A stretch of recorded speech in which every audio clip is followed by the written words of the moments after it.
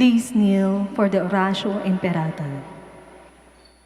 God our Father, we come to you in our need to ask your protection against the COVID-19 that has claimed lives and affected many. We pray for your grace for the people tasked with studying the nature and cause of this virus and its disease, and of stemming the tide of its transmission. Guide the hands and minds of medical experts that they may minister to the sick with competence and compassion, and of those governments and private agencies that must find cure and solution to this pandemic. We pray for those afflicted. May they be restored to health soon. Grant us the grace to work for the good of all and to help those in need. Grant this through our Lord Jesus Christ, your Son, who lives and reigns with you in the unity of the Holy Spirit, God forever and ever. Amen. Mother Mary, help of all Christians. Pray for us. Saint Raphael, the Archangel. Pray for us. Saint Roch. Pray for us. Saint Lorenzo Ruiz. Pray for us. Saint Pedro Calungsod. Pray for us.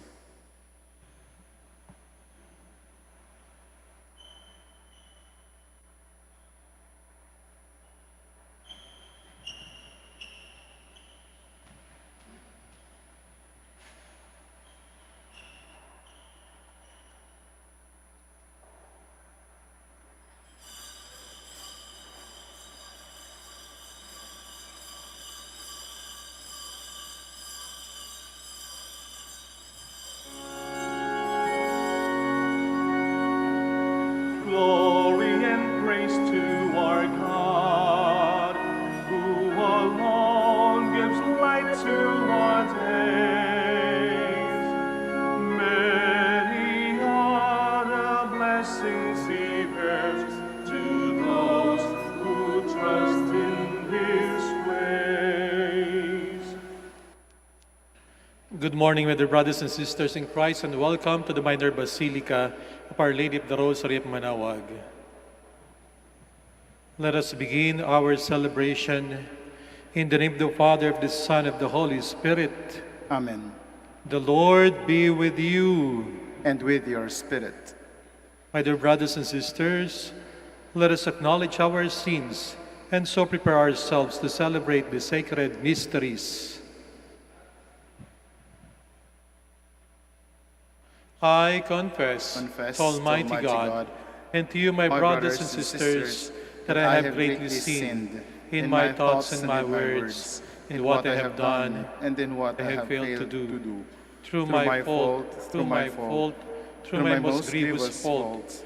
Therefore, I ask Blessed Mary, ever Virgin, all the angels and saints, and you, my brothers and sisters, to pray for me to the Lord our God. May Almighty God have mercy on us, forgive us our sins, and bring us to everlasting life. Amen. Lord, have mercy. Lord, have mercy. Christ, have mercy. Christ, have mercy. Lord, have mercy. Lord, have mercy. Let us pray. As we venerate the glorious memory of the Most Holy Virgin Mary, grant, we pray, O Lord, through her intercession, that we too may merit to receive from the fullness of your grace, through our Lord Jesus Christ, your Son, who lives and reigns with you in the unity of the Holy Spirit, one God, forever and ever. Amen. Please be seated. A reading from the book of Revelation. John said, "An angel showed me the river of life-giving water, sparkling like crystal, flowing from the throne of God and of the Lamb down the middle of the street. On either side of the river grew the tree of life that produces fruit 12 times a year, once each month. The leaves of the trees serve as medicine for the nations. Nothing accursed will be found anymore. The throne of God and of the Lamb will be in it, and his servants will worship him. They will look upon his face, and his name will be on their foreheads. Night will be no more, nor will they need light from the lamp or sun. For the Lord God shall give them light, and they shall reign forever and ever. And he said to me, "These words are trustworthy and true." And the Lord, the God of prophetic spirits, sent his angels to show his servants what must happen soon. Behold, I am coming soon. Blessed is the one who keeps the prophetic message of this book. The word of the Lord. Thanks be to God. Maranatha, come, Lord Jesus. Maranatha, come, Lord Jesus. Come, let us sing joyfully to the Lord. Let us acclaim the rock of our salvation. Let us come into his presence with thanksgiving. Let us joyfully sing psalms to him. Maranatha, come, Lord Jesus. For the Lord is a great God and a great King above all gods. In his hands are the depths of the earth, and the tops of the mountains are his. His is the sea, he has made it, and the dry land which his hands have formed. Maranatha, come, Lord Jesus. Come, let us bow down in worship. Let us kneel before the Lord who made us. For he is our God, and we are the people he shepherds, the flock he guides. Maranatha, come, Lord Jesus. Please stand.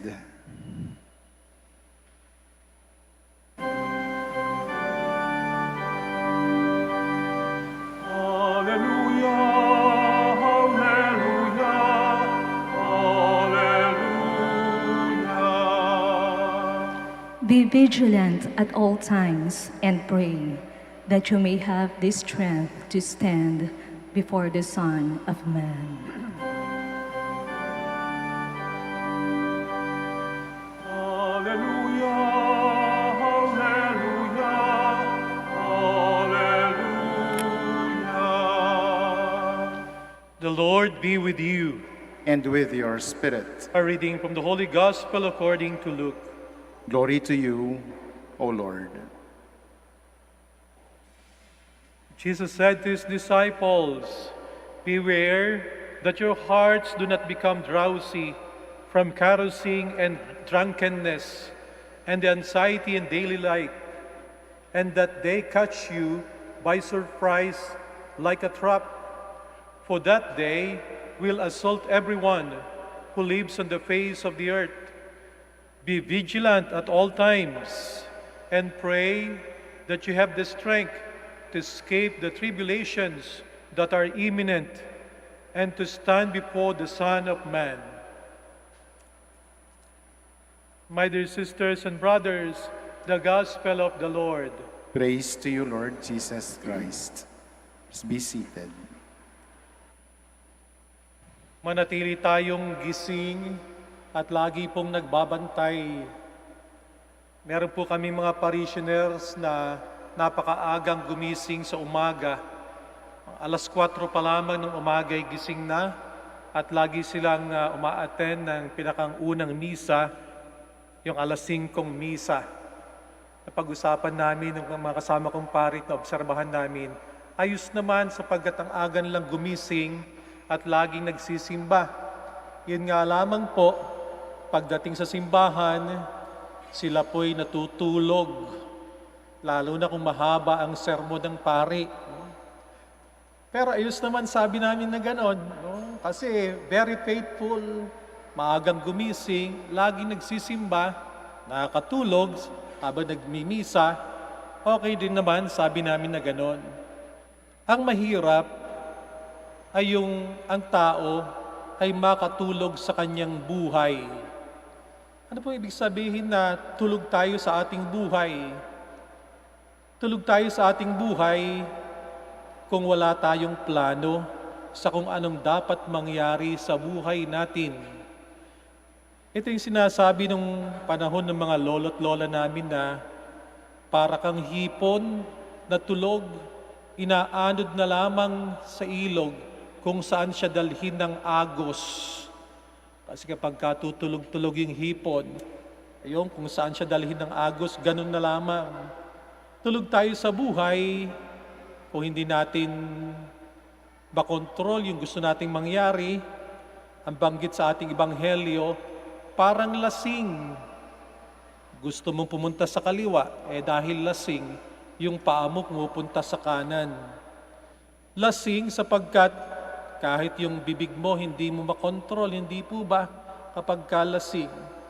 May mga taong hindi naman nakainom, pero hindi rin lang makontrol ang kalang bibig. May mga taong hindi naman nakainom, pero hindi rin makontrol ang kalang isipan, nakakapag-isip ng masama. May mga taong hindi naman lasing, pero parang lasing, hindi nila makontrol ang kalang kamay at ang kanilang mga paa. Ito tinatawag na nagkakaroon tayo kuminsan ng compulsive behavior. Yung gusto mong sabihin, hindi nang nasasabi mo. Ang lumalabas sa ating bibig ay yung ayaw nating sabihin, maaring bad words. Yung ating iniisip, kung saan-saan pumupunta, compulsive, nakakapag-isip tayo lagi ng masama, pero ayaw natin yon para tayong tulog. Meron tayong mga kilos na ayaw natin, pero yun ang ating ginagawa. Sabi ko doon sa isang kabataan, anong ginagawa mo paggising mo sa umaga? Kasi kung minsan meron na siyang compulsive behavior. Alam niya kung anong dapat niyang gawin paggising sa umaga, pero paggising, pag-abot niya ng kanyang cellphone, tuloy-tuloy na. 1 oras, 2 oras, hindi na niya mabitawan yung kanyang cellphone. Hindi yun ang kanyang plano, pero nagkaroon na siya ng compulsive behavior, parang tulog. Isang video lang ang gusto niyang panoorin, pero alam niya naman pagka nagbukas ka ng isang video, meron pang susunod, 2, 3. Imbis na 15 minutes lamang, naku po, 3 oras na. Nanduroon ang kanyang atensyon. Hindi niya gusto sapagkat naiinis sa kanyang sarili. Sabi niya, marami pa akong gagawin. Yun ang gusto kong gawin, pero hindi yun ang aking ginawa. Compulsive na yung behavior. Hindi na siyang may control sa kanyang buhay. Siya ay tutulog-tulog. Sinasabi sa atin ng ating Panginoon, sa ating ebanghelyo, na dapat lagi tayong gising at lagi tayo nagbabantay. Bantayan natin ang ating bibig, bantayan natin ang ating iniisip, bantayan natin ang ating ginagawa. Bakit naman tayo dapat magbantay?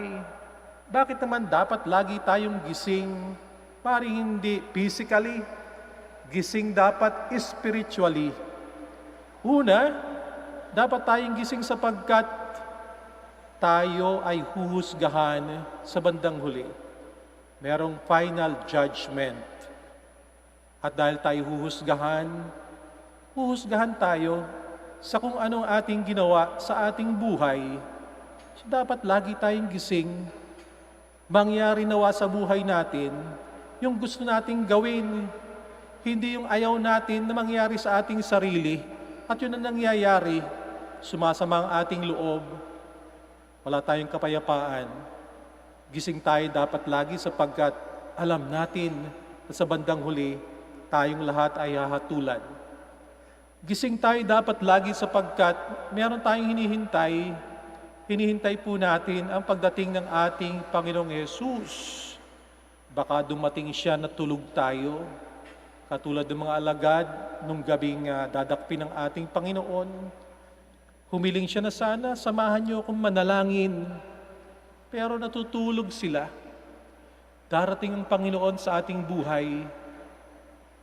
Kung minsan sinasabi natin na second coming, wala nakakaalam kung kailan. Pero sa tuwing mamamatay ang tao, alam natin na dumarating sa atin ang ating Panginoong Yesus o tayo ay haharap sa Kanya. Kung tayo kukunin ng ating Panginoong Diyos, sana ang pakiramdam natin, nagawa ko yung dapat kong gawin sa buhay nito. Natapos ko ang aking misyon. Kung ano yung gusto kong gawin, anumang oras dumating ang Panginoon, ayos ako sapagkat ako'y handa. Paano naman tayo mananatiling gising? Paano naman tayo dapat magbantay? Magbantay tayo na mayroong pananampalataya. Buhay sa ating pagtitiwala sa Panginoong Diyos. Paano nating mapapanatiling buhay ang ating pananampalataya? Kung ating pong palalalimin ang ating relasyon sa ating Panginoong Diyos araw-araw, sa pamagitan ng ating panalangin, sa pamagitan ng ating mabuting pakikipag-ugnayan sa ating kapwa, sa pamagitan ng paglilingkod. Kapag ka sinabing gising at nagbabantay, hindi naman ibig sabihin na nakaupo na lamang sa isang tabi.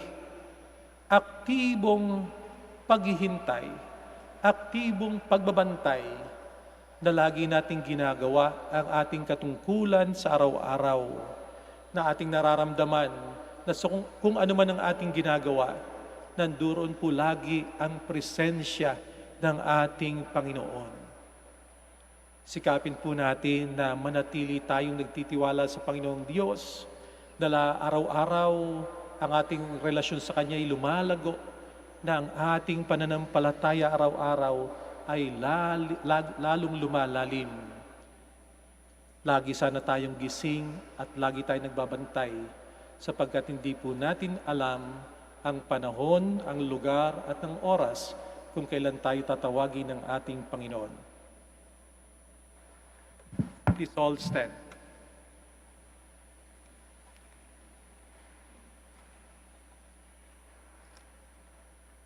We pray to God our Father to help us prepare for the coming of the Lord into our world and into our lives. Let our response be, Lord, preserve us in your love. Lord, preserve us in your love. That the Church may not fall short in reminding the faithful concerning the need for vigilance, prayer, and good works. Let us pray to the Lord. Lord, preserve us in your love. That as a community, we may not fail to recognize the coming of Christ in those whom we meet in the course of our day. Let us pray to the Lord. Lord, preserve us in your love. That we may show compassion to those who are experiencing difficulties in their lives. Let us pray to the Lord. Lord, preserve us in your love. That the old, the lonely, and the sick may feel the healing presence of Christ. Let us pray to the Lord. Lord, preserve us in your love. That the dead may meet Christ on their heavenly journey. Let us pray to the Lord. Lord, preserve us in your love.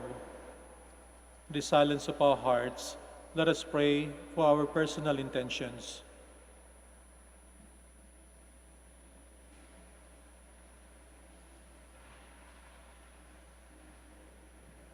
Lord God, give us a vision as we wait in joyful hope for the coming of your Son, Jesus Christ, our Lord. Amen. Please be seated.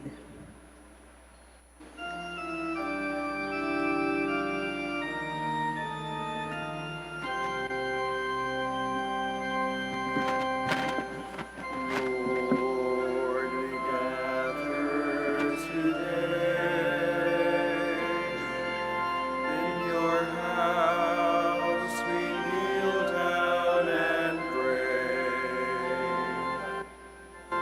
We ask for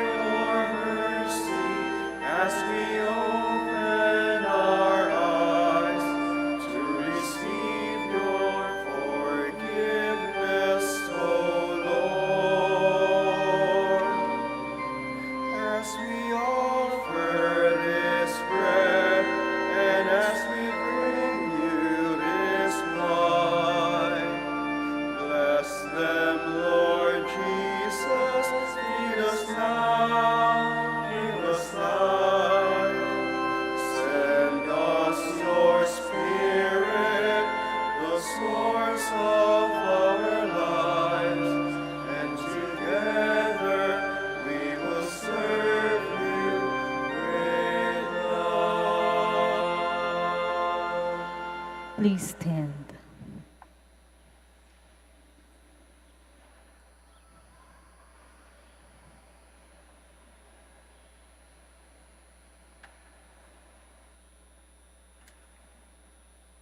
Pray, my dear brothers and sisters, that my sacrifice and yours may be acceptable to God, the Almighty Father.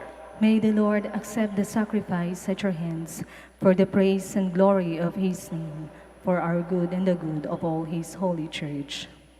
Accept, O Lord, the offerings we bring you, and grant that, enlightened by the Holy Spirit and encouraged by the example of the Blessed Virgin Mary, our hearts may always seek out and treasure the things that are yours, through Christ our Lord. Amen. The Lord be with you. And with your spirit, Lift up your hearts. we lift them up to the Lord. Let us give thanks to the Lord our God. It is right and just. It is true, right, and just, our duty and our salvation, to praise your mighty deeds in the exaltation of all the saints, and especially, as we celebrate the memory of the Blessed Virgin Mary, to proclaim your kindness as we echo her thankful hymn of praise. For truly, even to earth's end you have done great things, and extended your abundant mercy from age to age. When you look on the lowliness of your handmaid, you gave us through her, the author of our salvation, your Son, Jesus Christ our Lord. Through him the host of angels adores your majesty and rejoice in your presence forever. May our voices, we pray, join with theirs in one chorus of exultant praise as we acclaim.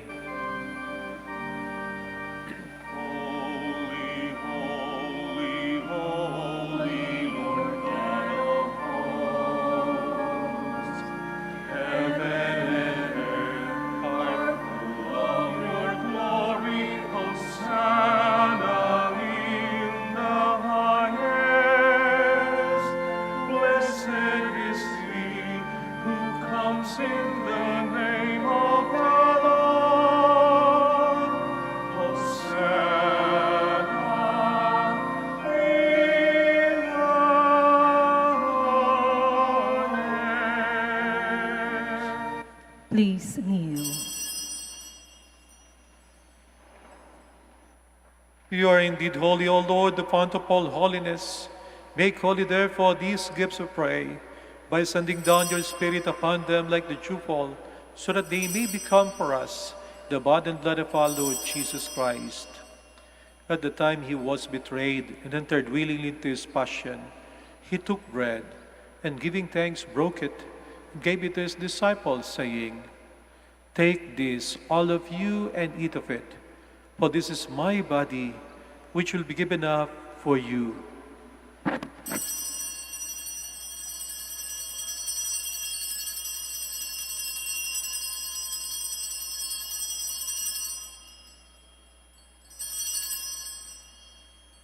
In a similar way, when supper was ended, he took the chalice, and once more giving thanks, he gave it to his disciples, saying, "Take this, all of you, and drink from it, for this is the chalice of my blood, the blood of the new and eternal covenant, which will be poured out for you and for many, for the forgiveness of sins. Do this in memory of me."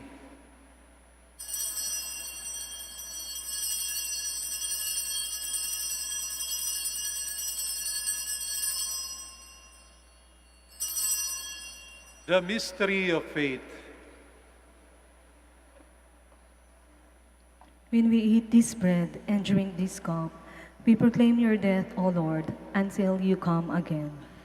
Therefore, as we celebrate the memorial of his death and resurrection, we offer you, Lord, the bread of life and the chalice of salvation, giving thanks that you have held us worthy to be in your presence and minister to you. Humbly we pray that partaking of the body and blood of Christ, we may be gathered into one by the Holy Spirit. Remember, Lord, your church spread throughout the world, and bring her to the fullness of charity, together with Francis our Pope, and Socrates our Bishop, Fidelis Assistant Bishop, and all the clergy. Remember also our brothers and sisters who have fallen asleep in the hope of the resurrection, and all who have died in your mercy. Welcome them into the light of your face. Have mercy on us all, we pray, that with the Blessed Virgin Mary, Mother of God, with Joseph her husband, with the blessed apostles and all the saints, we have pleased thee throughout the ages. We may merit to be co-heirs to eternal life, and may praise and glorify you through your Son, Jesus Christ.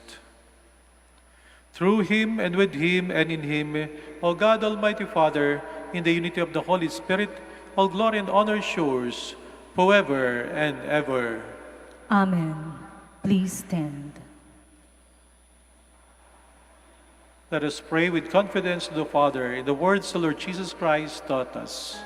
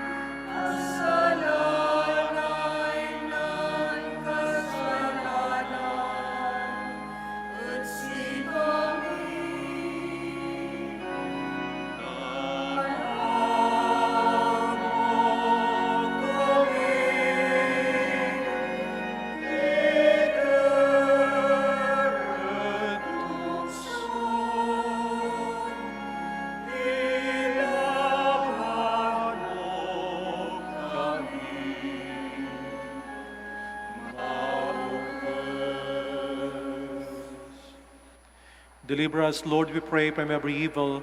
Graciously grant peace in our days, that by the help of your mercy we may be always free from sin and safe from all distress, as we await the blessed hope and the coming of our Savior, Jesus Christ. For the kingdom, the power, and the glory are yours, now and forever. Lord Jesus Christ, as said to the apostles, peace I leave you, my peace I give you. Look not on our sins, but on the faith of your church, and graciously grant her peace and unity in accordance with your will, who live and reign forever and ever. Amen. The peace of the Lord be with you always. And with your spirit. Let us offer each other the sign of peace. Peace.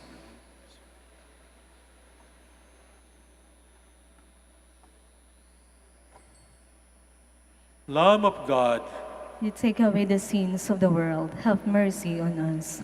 Lamb of God, you take away the sins of the world, have mercy on us. Lamb of God, you take away the sins of the world, grant us peace. Please kneel.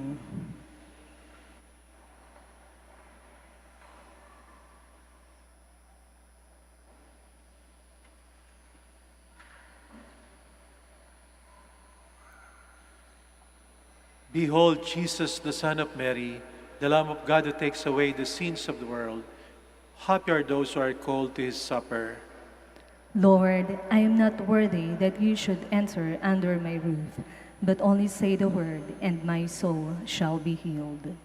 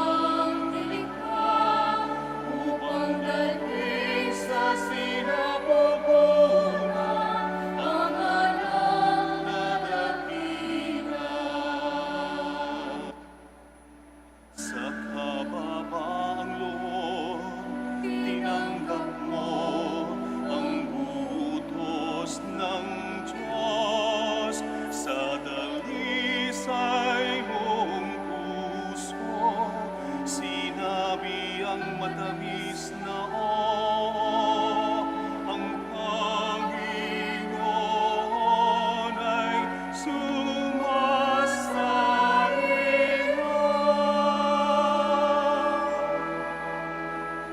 Sa tugon mo nabigyan ng galang ang mundo. Puno ka ng pag-ibig, puno ka ng pananalig, matyaga, mapagkumbaba, masigasig sa kawang-gawa. Kaya ikaw ang napili sa lahat ng nilikha upang dalhin sa sinapupunan ang anak na dakila. Upang dalhin sa sinapupunan ang anak na dakila.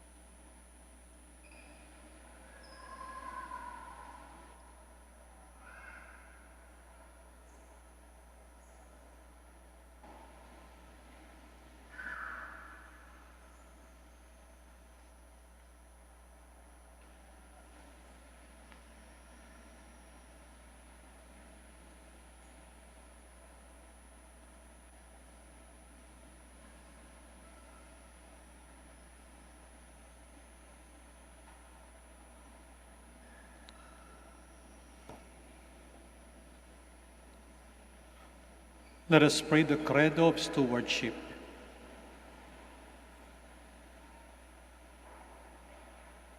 I believe in stewardship. I believe in the God of love, the owner of everything who possesses everyone. I believe in the God of mercies who has chosen me to be steward of Mother Nature and Mother Church, in spite of who I am and what I have done, in spite of the infidelities he knows I will still commit. I believe in the power of giving and the power of loving like Jesus, because love is the only way to holiness. Giving is the best proof of loving, and perfect renunciation leads to unlimited fruitfulness. I believe that in freely giving my time, in humbly sharing my talents, and in generously sacrificing my treasures, the Lord will always provide. He will take care of all my needs and bless me with infinite reward on earth and in heaven. I will be the first to give. I will not wait for the others. I will keep on giving, even if others do not give. I will not be afraid to have done. I believe that the best time to share is now, not tomorrow, for tomorrow is an excuse for the greedy. I will keep my needs and wants simple and few, for I believe that in reducing selfishness, I will grow in happiness and holiness. I am a steward of the Lord. I will return all this to Him with abundant yield. Much is asked of me, because much has been given to me. I praise the Lord for His kindness to me, now and forever. Amen. Our Lady of the Rosary of Manaoag, Pray for us. let us pray. Having received the sacrament of salvation and of faith, we humbly beseech you, O Lord, that we who devoutly honor the Blessed Virgin Mary may be worthy to share with her in the charity of heaven, through Christ our Lord. Amen. Maraming salamat po sa inyong pagbisita sa Minor Basilica of Our Lady of the Rosary of Manaoag at sa inyong pong pakikisa sa ating Santa Misa.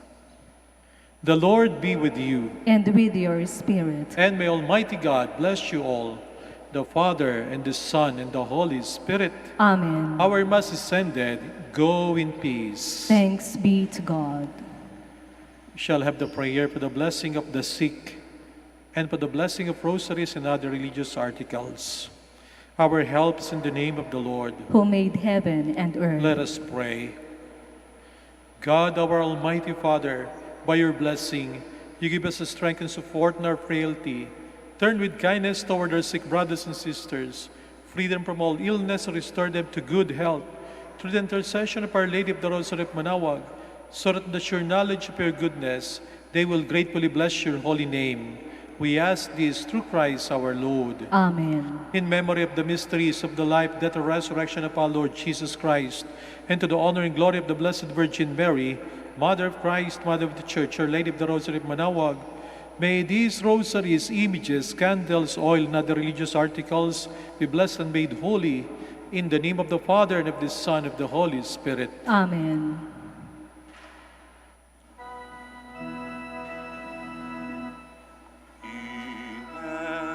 Immaculate Mother, we come at thy call, and low at thy altar before thee we fall.